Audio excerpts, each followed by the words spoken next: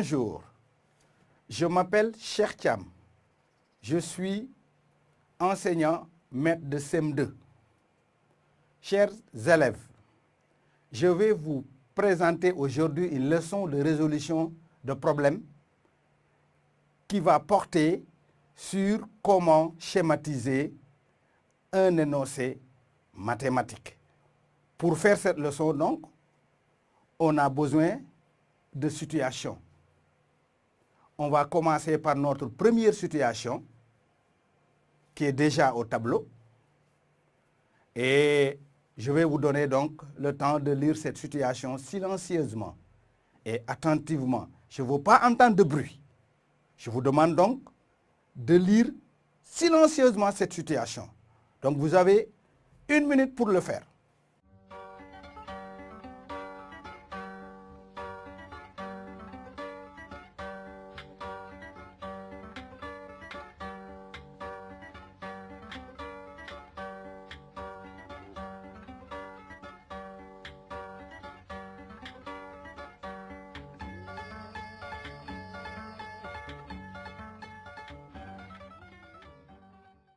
Très bien.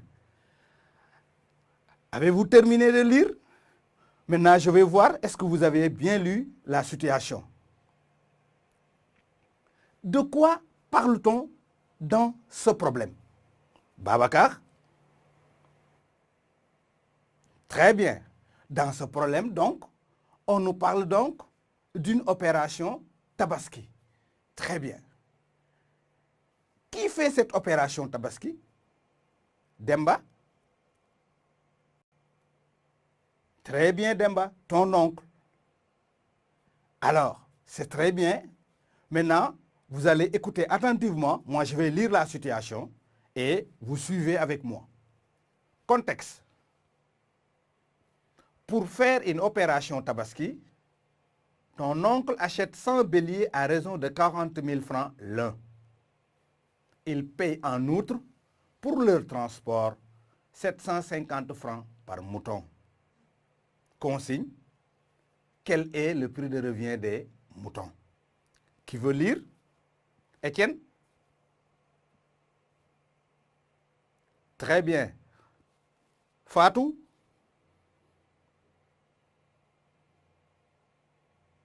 C'est excellent.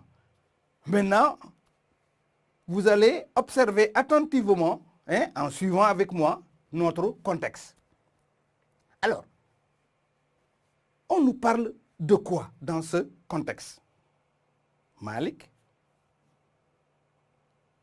Très bien, on nous parle donc d'une opération Tabaski. Très bien, vous avez bien lu. Maintenant, on va exploiter notre contexte. Alors, l'oncle a acheté combien de béliers? Jean? Très bien, 100 béliers. Pour faire quoi? Modou? Très bien, Modou, pour faire une opération Tabaski. Très bien. Alors, est-ce qu'il a acheté les béliers là où il habite? Fatoumata? Très bien, Fatoumata. Pourquoi? Ali? C'est très bien, Ali, parce que on parle de transport ici. Cela veut dire que donc, il ne l'a pas acheté là où il habite. Très bien. Maintenant, on va ensemble relever toutes les données de cet énoncé.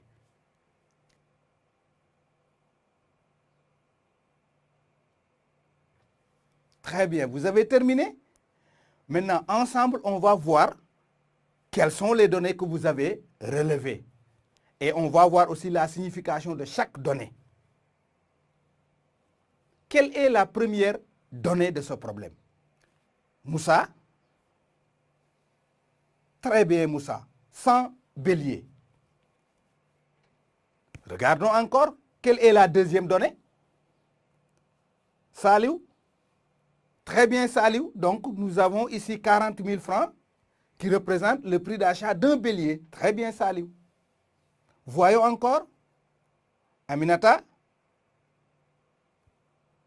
Nous avons 750 francs, Aminata. Très bien. Et qui représente donc le prix du transport d'un mouton. Très bien. Maintenant, nous avons relevé nos données. Maintenant, allons voir. Quelle est la question finale de ce problème?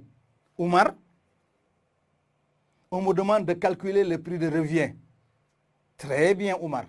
Est-ce qu'on peut tout de suite calculer le prix de revient des béliers? Aminata? Non, c'est très bien, Aminata. Alors, qu'est-ce qu'il faut calculer donc avant de calculer le prix de revient des béliers? Jean? Très bien, Jean. On doit calculer le prix d'achat total des béliers. Très bien. Quelles sont maintenant les données qui vont vous permettre de calculer le prix d'achat des béliers? Sidi? Très bien, Sidi. On a 40 000 francs et 100 béliers. Très bien. Très bien, mais ce n'est pas fini. Quel est le sens de l'opération qu'on va utiliser pour trouver le prix d'achat total des béliers? Étienne? Très bien, Étienne. On va faire une multiplication. Maintenant, nous savons comment calculer le prix d'achat total des béliers. Est-ce qu'on peut tout de suite maintenant calculer le prix de revient des béliers? Non, très bien. Qu'est-ce qu'il faut encore chercher donc? Amadou? Très bien, Amadou. On doit calculer le prix total du transport des béliers. Très bien. Comment on va faire pour calculer le prix total du transport des béliers? Fatoumata? Très bien, Fatoumata. On va prendre donc le nombre de béliers multiplié par 750 francs. Mais attention, est-ce que c'est comme ça? C'est comme ça le sens de l'opération à Fatoumata? Très bien, donc on doit d'abord dire 750 francs multiplié par 100 béliers. Mais pourquoi?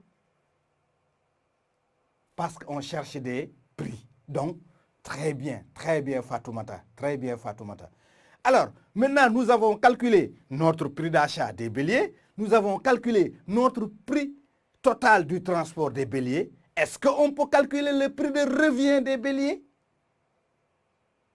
Très bien, Amadou. Amadou nous dit que donc, il nous a donné donc la formule pour calculer le prix de revient. On prend le prix d'achat plus les frais. C'est ce qu'Amadou a dit. Mais très bien, Amadou. Mais ici, que représentent les frais? Qu'est-ce qui représente les frais ici? Le prix total du transport des béliers. Très bien, Amadou. Donc maintenant, qui peut nous dire maintenant qu'est-ce qu'il faut faire donc pour trouver le prix de revient? Jean? Très bien, Jean. Donc, on va prendre donc le prix d'achat total des béliers plus le prix total du transport des béliers et on fait une addition. Très bien, Jean. Et maintenant, nous venons de terminer notre schématisation. Donc, nous avons schématisé notre problème en partant donc des données, en partant des questions intermédiaires. Nous avons vu les relations entre les données et les questions. Nous avons vu le sens des opérations. Et pour aller maintenant à la question finale. Très bien. Maintenant, nous avons fini une première situation que nous avons schématisée. C'est très bien. Maintenant, ça devient facile de résoudre ce problème. Mais nous, on ne va pas résoudre. On va s'arrêter à la schématisation. Et maintenant, on va faire une deuxième situation et on va faire la même chose. Mais je vais vous laisser un tout petit peu de temps que vous allez maintenant essayer ensemble pour voir est-ce que vous allez réussir de schématiser la deuxième situation. Et après, on va le reprendre ensemble.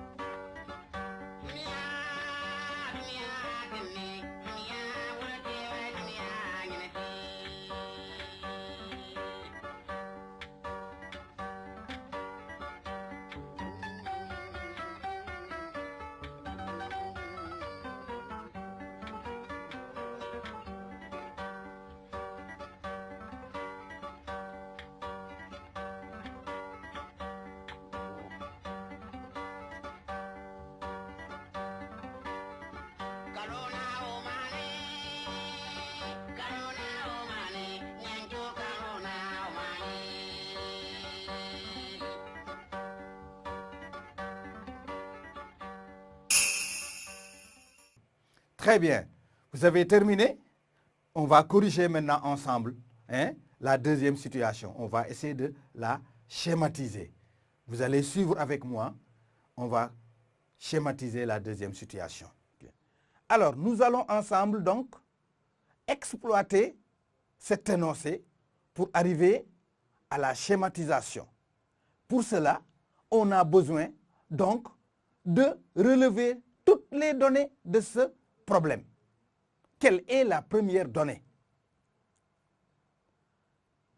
Nous avons 220 mètres de long. Que représentent les 220 mètres? Ça représente la longueur. Quelle autre donnée avons-nous encore? 150 mètres. Que représentent les 150 mètres? Ça représente la largeur.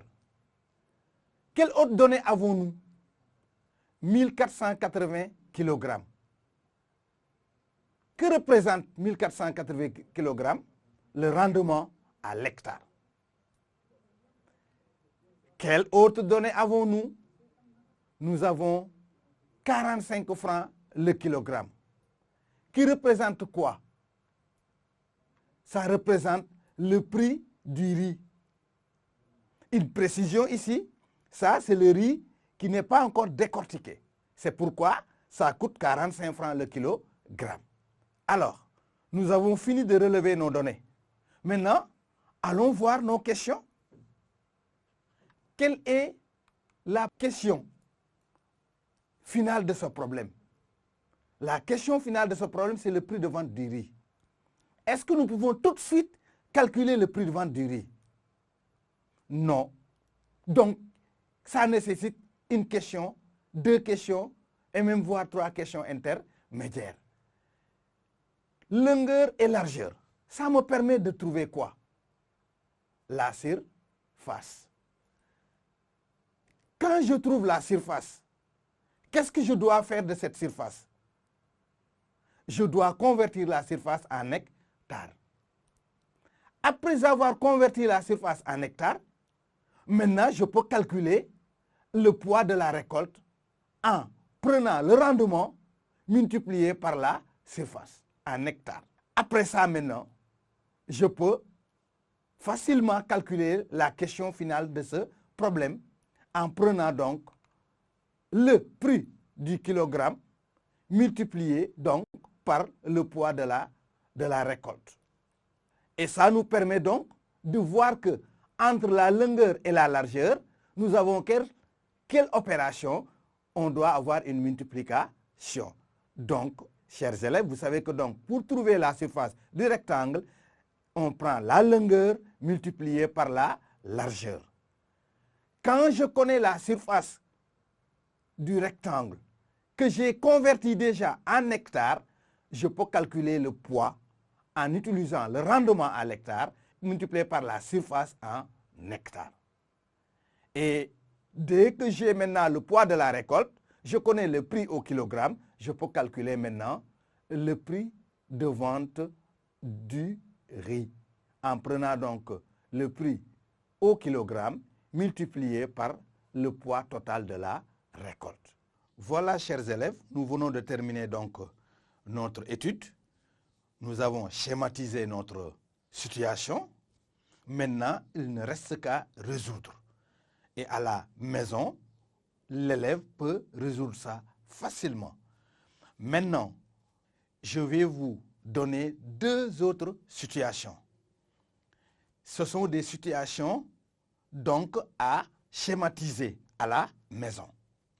Et au prochain cours, on va d'abord corriger ces situations avant d'entamer notre nouvelle leçon qui portera donc sur la règle de 3. Je vous remercie de votre attention.